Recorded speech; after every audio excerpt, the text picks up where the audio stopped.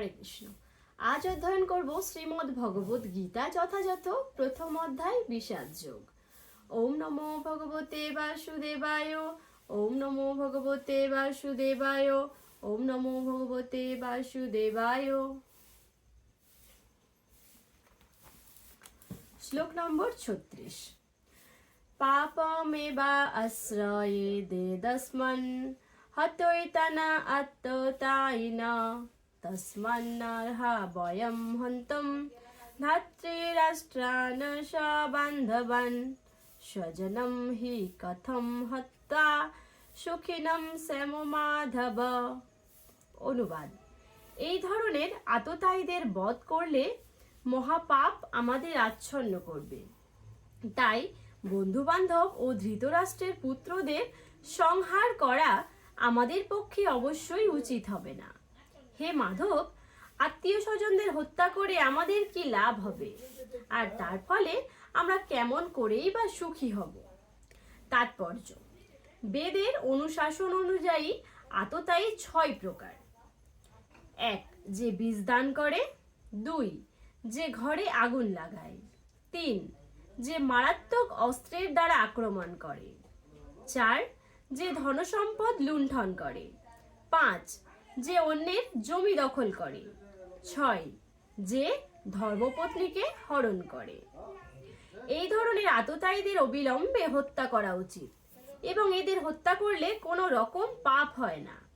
এই ধরনের আততায়ীদের বিনাশ করাটা সাধারণ মানুষের পক্ষে স্বাভাবিক, কিন্তু অর্জুন একজন সাধারণ মানুষ ছিলেন না। তার চরিত্র ছিল সাধু সুলভ, তাই তিনি তাদের সঙ্গে সাধু সুলভ ব্যবহারই করতে চেয়েছিলেন।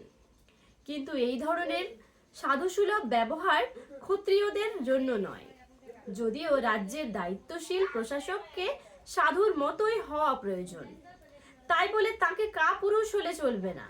যেমন শ্রী রামচন্দ্র এত সাধু প্রকৃতির ছিলেন যে এখনো মানুষ রাম রাজ্যে বসবাস করার জন্য উদ্গ্রীব, কিন্তু তার চরিত্রে কোনো রকম কাপুরুষতা দেখতে পাওয়া যায় না।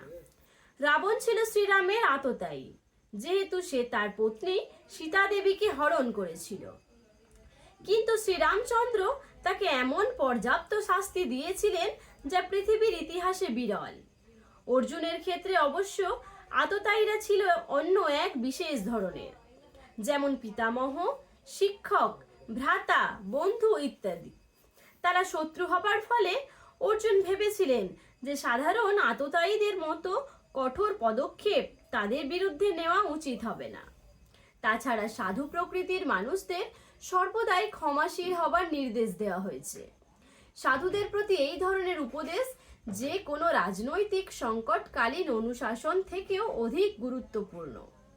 অর্জুন ভেবেছিলেন রাজনৈতিক কারণবশত তার আত্মীয় স্বজনকে হত্যা করার চেয়ে সাধুসুলভ আচরণ ও ধর্মের ভিত্তিতে তাদের ক্ষমা করাই শ্রেয়। তাই সাময়িক দেহগত সুখের জন্য এই ধরনের হত্যাকার্যে লিপ্ত হওয়া তিনি সমীচীন বলে মনে করেননি। সর্বোপরি রাজ্য ও সুখ অনিত্য, তাই ক্ষণস্থায়ী এই সুখের জন্য আত্মীয় স্বজন হত্যার পাপে লিপ্ত হয়ে নিজের জীবন ও মুক্তির পথ চিরতরে রুদ্ধ করার ঝুঁকি তিনি কেন নেবেন?